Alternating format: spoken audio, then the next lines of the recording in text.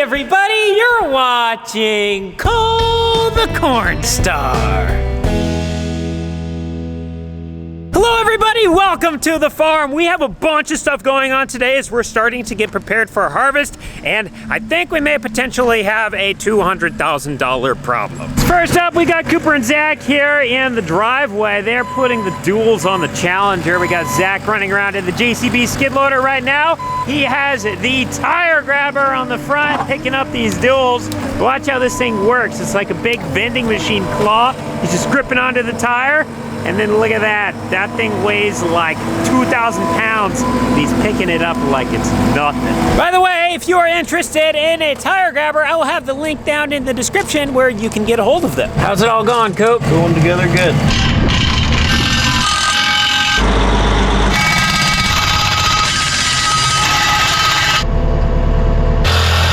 By the way, if you didn't know, Cooper and Zach have been really busy on this tractor for the last couple of weeks. This is everything that they've done.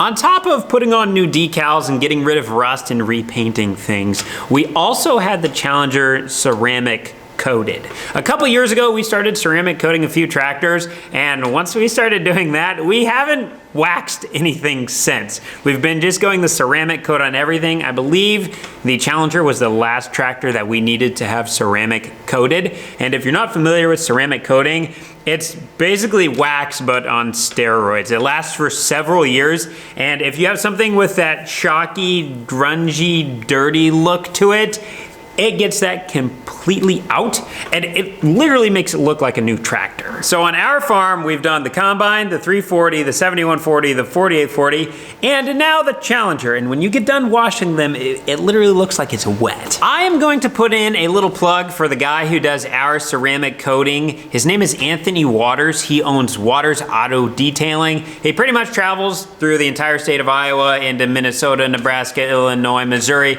I'm sure he'd probably about travel anywhere. Just get a hold of him if you would like him to come out to your farm. But he comes in, he does paint correction on our stuff before he ceramic coats it. And I can attest to this because he did it on our tractors. But you know when paint gets that shocky, dull look to it? Well, look at some of these tractors that he's done. It makes them look new, and he did that to our 7140 case tractor as well as our John Deere 4840. When you wash them, they literally look wet, and we haven't had to come in and wax anything since. I'm sold on the ceramic coating. We are literally doing it to everything. Whenever we have a tractor come here, we will do it again. But we really like the work that Anthony does, and honestly, he charges pretty much like half the price of what some other places do, and I would say he does just as good, if not better, of a job. So I would appreciate if you would like to have something ceramic coated, get a hold of Anthony. He does a really good job. We've been super pleased with him, and thank you, Anthony, for doing our stuff. If you're not familiar with my farm, I farm 1,000 acres of corn and 1,000 acres of soybeans. And if you look at the cornfield behind me, this thing is brown, meaning it's dead. Normally, I would not get too worried about corn that's dead because that usually means it's time to harvest. The problem we're running into at this particular cornfield is it died about 2 weeks early because this thing is full of disease. See how we still have some leaves that are green? Well, these green leaves are covered with a whole bunch of different colors, and those colors are disease. We have these black dots, which are called tar spots, and then the little rusty colored areas, that is called southern rust. And Those two diseases have set into this field and they've infected the entire thing and they killed it 2 weeks early. The reason why this is a problem is our corn has not finished maturing yet. It needed about 2 more weeks of growing, but since our plant shut down early, the ear also had to shut down early, meaning we are going to get a little bit of shrinkage going on in the ear, meaning our ear is going to get lighter, meaning we are quite literally leaving money out in the field. The reason why we are going to be losing some weight out there is, you see that white line that's on the side of this kernel? That is called the milk line. A kernel of corn starts maturing from the top and it works its way down. And that white line tells us where we are in the maturing process. They would call this 3/4 milk line. That line is called the milk line and is 3/4 of the way down to the red. Once that milk line hits the red, this thing is fully mature. But right here, we're at 3/4. And the reason why our plant dying early is a problem is because when I go to the mature part of this kernel and I try to break it with my fingernails, I can't do anything to it. Look, it's like trying to rip a toenail in half. However, when I come to the other end, the area where the milk line has not got to yet, I can rip it apart just like that.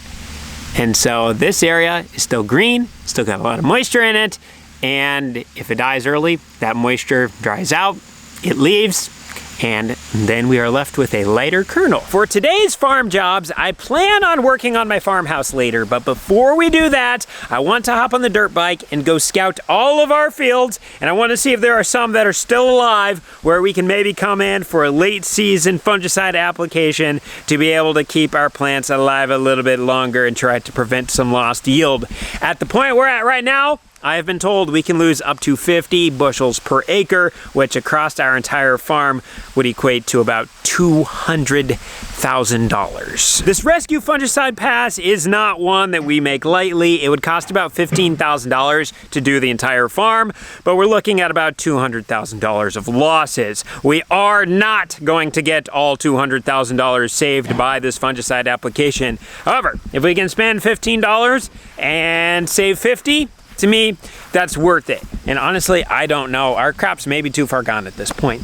We'll see. And one more thing, I have only seen southern rust one time in my life other than this, and it was on like 10 plants in a random spot in the field. It was not yield limiting whatsoever. So this is the first time that we have ever seen the disease come in like this and actually kill things. So we were completely inexperienced and unprepared. I visited with a resident expert on southern rust yesterday, and he said if we can spray it, go in and spray it. But we need to have the plant health to be able to support the fungicide to actually have it still be able to do its thing. So I guess we'll see how this goes. It's probably been about 2 years since I've ridden a dirt bike on the farm, but we're gonna be ripping the CRF 125 today. This is gonna allow us to be able to get to the middle of the fields much faster.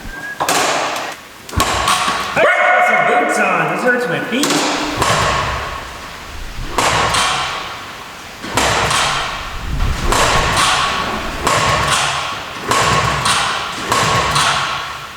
I know what's wrong with it. You ain't got no gas in it. Ah! Don't overflow. Whew. Get him, Ellie.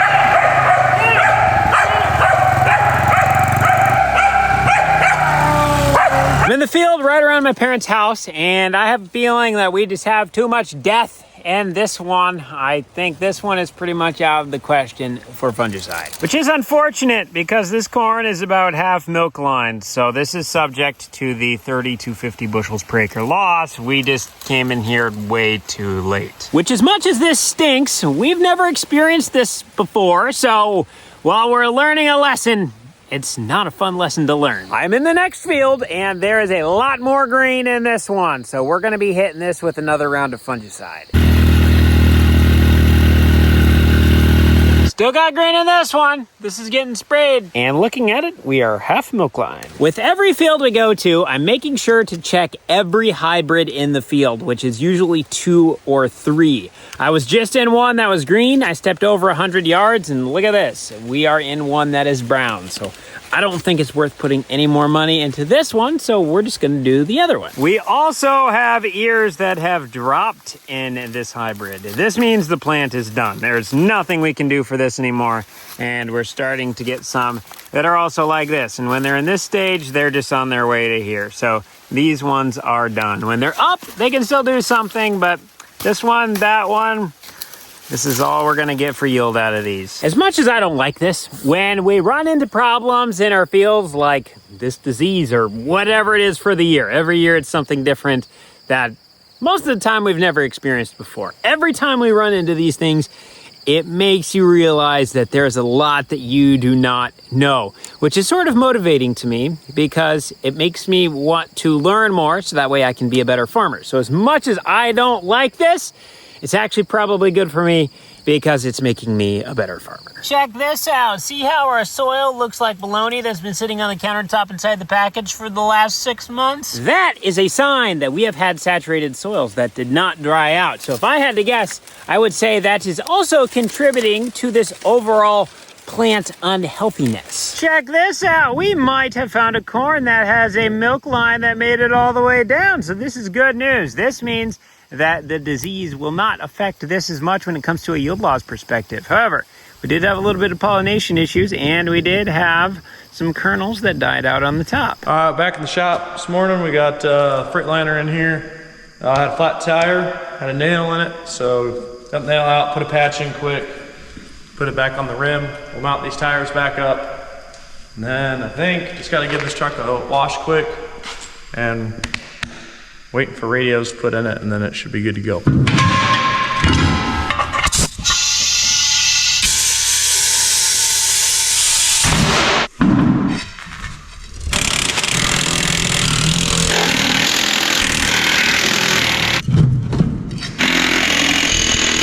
All right, the Freightliner is mostly done. It's got a couple things to do. Need to see if I can get some new light covers for this light. They fell off. Otherwise, if I can't, I'll just get a new light. So I'm gonna do that once I check over the other Freightliner. Make sure when I go to town, I'm not making like 3 trips. So I'm just gonna see what I all need and then I'll go in. The other thing is once the radios come in, we're gonna put Midland radios in all the semis. That way we don't have walkie-talkies and then the walkie-talkies die and then you forget it in the other truck. So that way every truck has its own radio. We have a little toolbox on this truck. It looks kind of stupid, but it's actually kind of handy. We just throw like some engine oil in here and some antifreeze. That way in the morning when you're servicing the trucks, check them over if the truck needs oil or antifreeze. They're all usually side by side, so this truck always has it. So that's actually kind of handy. And then once I get done power washing it here, I'm gonna throw a little extra grease on the 5th wheel. And then as far as I know, this truck should be ready. Hopefully this radiator holds through. I'm gonna pour a can of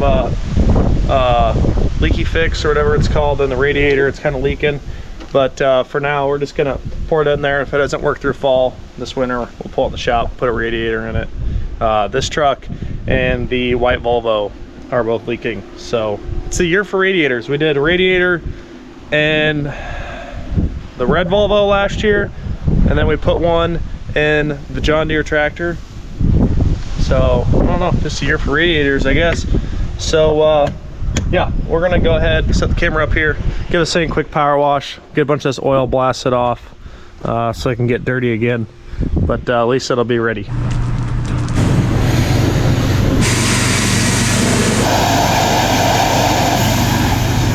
Truck's power washed off, just give it a quick rinse. We're gonna pull this out of the way, back it over there. Elmo is dead. Oh, we got a bad battery. I'm gonna get this charged up here, pull it in. And then we're gonna have to get these batteries tested. Either we got 3 bad ones or 1 bad one. I'm not sure what's going on. So yeah, that's what we're gonna do. Okay, Elmer's in here, and or Elmo, and the trailer. Right off the bat, I know this truck is going to need tire fixed. That tire's flat. We're gonna get the batteries charging. We're gonna get those load tested. We gotta change the oil. We have 4 trucks, and then we changed the 2 out every other year. So this year it was Elmo and the white semi, and then next year it'll be the red Volvo and then a Freightliner. We only put like 3 to maybe 5,000 miles on them a year, and so changing them every year is just kind of pointless, kind of waste of money. And there's still a lot of oil life left. You know, some people run them to 10,000, some run them to 15, heck, some run them to 30,000. So kind of just depends who you are. For us, we just do every 2 years. Works pretty good. So we're gonna drop the oil. We need to do that. We'll blow out the air filter. We got one headlight not working. Oh, there's 2 lights on the back of the trailer that aren't working. So not a bunch of stuff, but it's tedious stuff. I hate working on semis because you start working on it and it's just one thing after another. It seems like, especially on these older trucks. You know, if you got a newer truck and you use them all the time, you're a little more upkeep on them. They probably last a little longer. I guess first things first, we're gonna go ahead and knock all the tires out of the way. So we're gonna start with this one right here. We're gonna get him fixed, and then we'll check the air pressures on everything.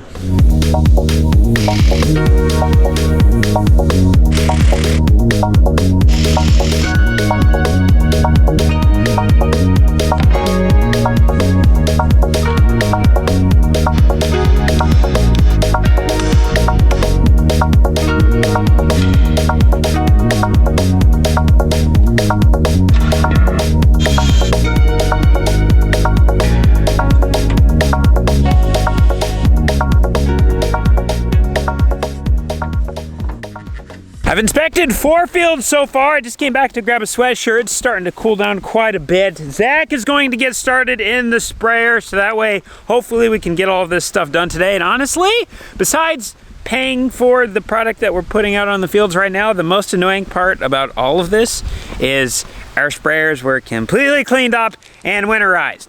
And we're gonna have to do that again. I'm looking for Zach right now. He just got started in the field that's behind me, but it's really hard to see him in the tall corn. On our little disease scouting adventure, I'm stopping at one of my friend Presley's fields. This was sprayed with an airplane.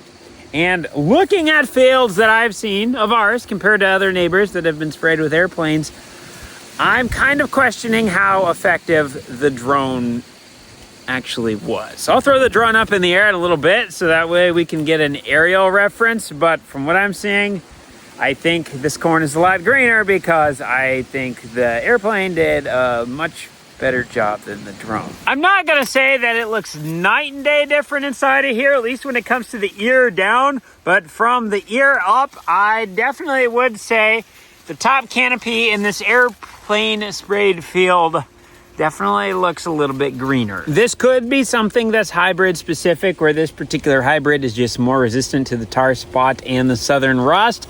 The drone up in the air is really going to be the true test, because if we have a bunch of streaking in our fields versus the drone fields, that will really be the telling factor on what kind of coverage we got difference between the two. Presley's field looks a lot like ours. Half milk line. Now, once again, this could be hybrid specific, but I stepped 100 yards away into our field, and then look at this. Boom. We are brown from the top to the bottom. Look at this. All of our ears are dropped too. This corn is going to be ready to be picked in about 2 weeks. With this field being dead, we can see where we have already lost some yield. If I wiggle these kernels, I can move them a lot. I shouldn't really be able to do that. So that is where our shrinkness has came into play and where we have lost weight. And these kernels are also fairly small. So we just have lighter corn in the field. So that is what impacts the yield. Another thing that southern rust does when it kills the plants nice and early like this is the plant is really trying to save the ear. So it takes everything it has in the stalk and it tries to force that into the ear to protect it. And when it does that, well, check this out. If we push on our stock a little bit, boom, kinks right over, broken down at the bottom. We have super weak stock integrity. Look at this. I can crush this with my fingers right now. Oh no, that is actually really bad. Oh no. If we get wind in here, guess what happens? Our corn falls over. Look at that. Oh my goodness, I have never seen this before. That is really bad. Zach just got done with his first load. He is now filling up load number 2. Since we had everything winterized, we didn't want to get everything out, so we just decided to get 1 pump out and 1 sprayer. We have this tank filling with water from the hose. So Zach's just pulling up here, and then the product is in those jugs that are in those boxes. So he's just carrying them up and dumping them into the tank.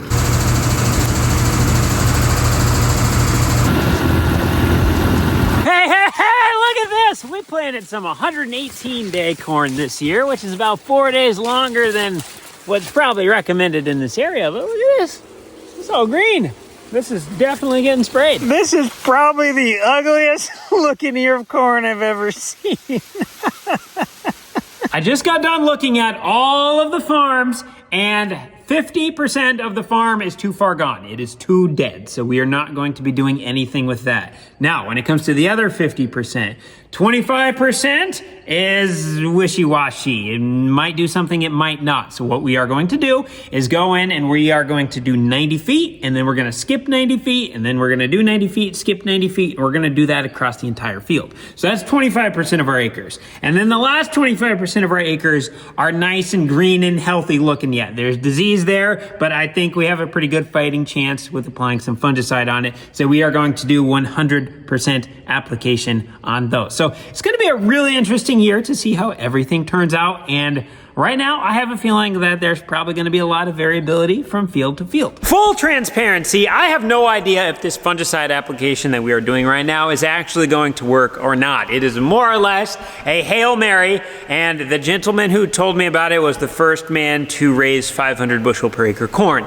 So I think he knows a thing or two about a thing or two, but I've never experienced it before, so it's going to be something new for us. I really don't know if it's going to work or not. I do, however, know that this corn that died prematurely is really light, and we are definitely going to take a yield hit. I want you to think of this bowl as a corn plant. Normally, when we apply a fungicide, we are trying to fill the potential of the plant by making it as healthy as possible. So we're trying to fill up this bowl all the way to the top. Now, with what we're running into now, we've already filled the bowl with potential. We are trying to maintain that potential. So the fungicide pass that we are doing today is trying to protect what is inside of the bowl. We already know that we're gonna lose some, but we're just trying to minimize what we lose. Damage has definitely been done from this disease, but can we slow it down?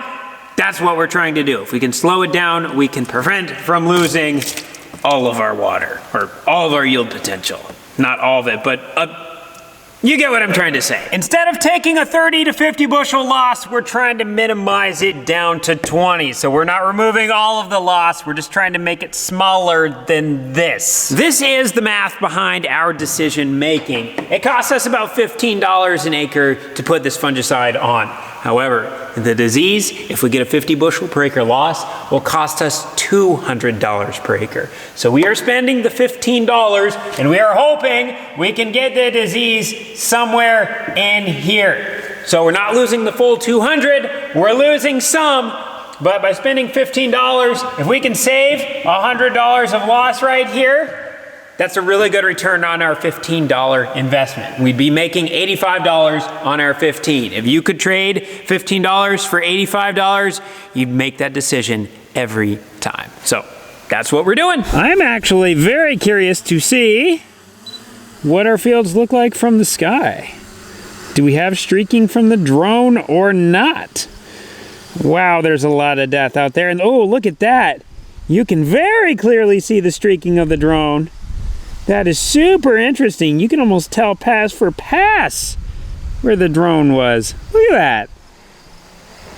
That is remarkable. And actually, it's kind of disheartening at the same time because it missed a lot of areas of the field. Look at that. Wow.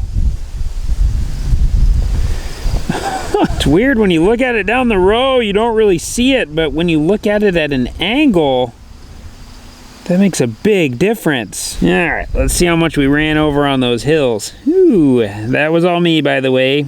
Definitely did some running over up there. Yeah, look at that. Interesting. Why is that spot so much greener up by the road? Very interesting. Go look at the farm across the road. If you look down along the road, you can see where the drone went back and forth. Gets a little harder to tell once you get out into the field. There's 2 hybrids on this farm. You can see the split just to the right of the center of the screen. And the one hybrid definitely looks like it responded better to the disease. We're not seeing the streaking in that as much, but I also wonder if that has to do with the fact that more of the crop over there is alive versus this farm. Since this one's more dead, it becomes more prominent that there was streaking going on. This field here across the creek is also ours. Let's see what we got in there for streaking.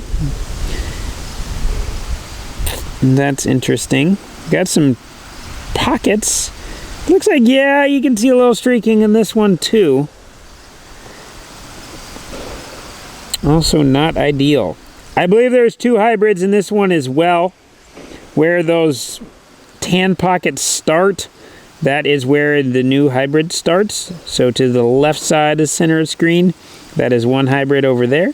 And then to the right side is another. So this is definitely a hybrid specific thing as well. Very interesting. This is funny how this lays out because the field in the background was the first field we planted. And then I believe the field that is pretty much mostly dead, which is around the main heated shop, was the second one that we planted. And 2 very different stories when it comes to plant health. All right, that's enough field stuff for today. We are now going to work on the house, and thing number 1 that we need to do is we need to look at some siding. At the moment, our single pane windows that are loose, by the way, are wrapped with an aluminum wrapping, and then we have vinyl siding on the sides, and then our odd corners have a product on them called AZAC. And then over here on the new part, we have no siding. In the siding world, there are pretty much 4 main types of siding. There's the tried and true vinyl siding, there is an engineered wood type of siding, there's a lightweight concrete type of siding, and then there are metal sidings. Due to the fact that we have 4 different types of sidings that we can look at, this makes our decision-making process a little bit more difficult. So I came up with a few criteria of what I am looking for in a siding. Number 1. I do not want to have to paint. During the last 10 years, I have painted 2 houses, and since I painted them, they have been painted again. I'm frankly just not interested in painting my house every 5 years. Number 2, I want something that is low maintenance. I want to put it on the wall, and I want to be able to forget about it. The only thing that I should have to do to it is clean it, and when it comes to cleaning, I want something that's easy to clean. Number 3, I want something that is durable. Let's say my boys throw a rock at the side of the house.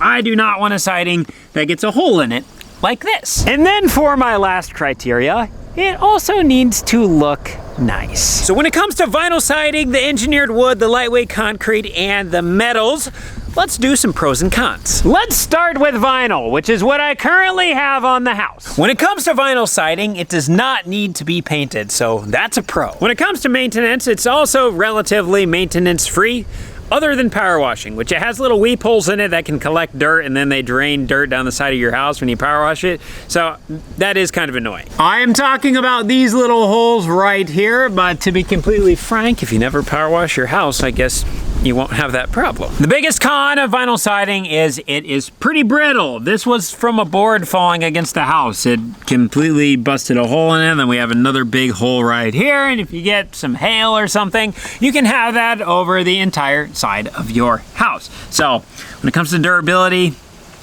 that's a con. When it comes to the looks of vinyl siding, this one can be a little bit debatable. Some people really don't like it. I honestly don't think it looks that bad. However, after 20, 30 years, if it's exposed to the sun, especially if it's really warm, vinyl siding can start to bow, and then it doesn't look very good. Next up, we have the engineered siding. I am going to be frank. When it comes to engineered siding and the concrete siding, I am not a very big fan of either, mainly due to the fact that they need to be painted every 10 to 15 years. I think they look really nice, and I think they have decent durability to them, but the painting thing, I really just don't like. And then there is also some caulking that needs to be involved with those. And we have to maintain that caulking because it keeps water out. And I frankly don't want to have to worry about maintaining that either. So for me, the engineered siding and the concrete siding are out. And then last but not least, we have metal siding. This stuff has a 50-year paint warranty on it, so I don't have to worry about painting this stuff for a long time. There is no caulking involved, so when it comes to maintenance, basically you power wash it up, and that's about it.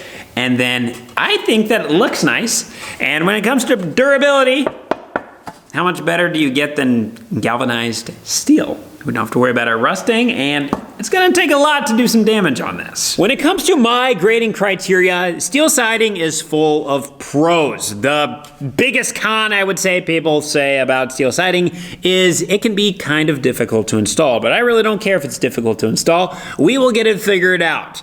I just want it to meet all of my other criteria, which it does. So we are going to be going with steel siding. You may be wondering, why are we worried about siding right now when we don't even have walls? That's a good question. The steel siding that I am looking at has two different styles. They have the horizontal style like this, and then they have vertical style. This is the horizontal siding, and when we install it, we will be nailing it directly to the studs that make up the wall. Just like this, so it'd go right there in the middle of the board. And then this is the vertical siding, and as we can see, the nailing holes are right in the middle of the stud cavity, meaning there is nothing to nail to. So believe it or not, the vertical siding or horizontal siding will determine what kind of sheathing we have underneath. If we go with the horizontal, we can run a thin sheathing because we are going to be going in every 16 inches on the studs, so it doesn't matter if our sheathing is thin. However, when it comes to the vertical, since we're going to be falling right in the middle of the stud bay, we have to run a thicker sheathing. So right now we need to decide, are we going to run horizontal or are we going to run vertical? Because once we start building walls on the other side, we're going to be putting sheathing on, and we need to know if we need to have the thin stuff or the thick stuff. After doing some visiting with Neva and looking at Pinterest to get some ideas, Neva and I have came up with what we are looking for our siding orientation. We are going to have to go with the thicker sheathing because some of the areas are going to be vertically oriented and some of them are going to be horizontal. So we're gonna have a mix and it's gonna give it a really cool look. I do have a request for help. Neva and I are trying to figure out what color to paint these gabled ends. We have two on this side of the house and then we have one over there, and we just don't know what color to paint them. We are thinking of doing timeless colors for the rest of the house. We haven't nailed down an exact color yet, but with timeless colors in mind, what would be a good color to paint those gabled ends? If you have any suggestions, please write them down below in the comments. Our crop scouting adventure took a little bit longer today than I anticipated, so as much as I would like to work on the house, I'm going to call it a night here. Thank you so much for watching. We'll see you in the next one.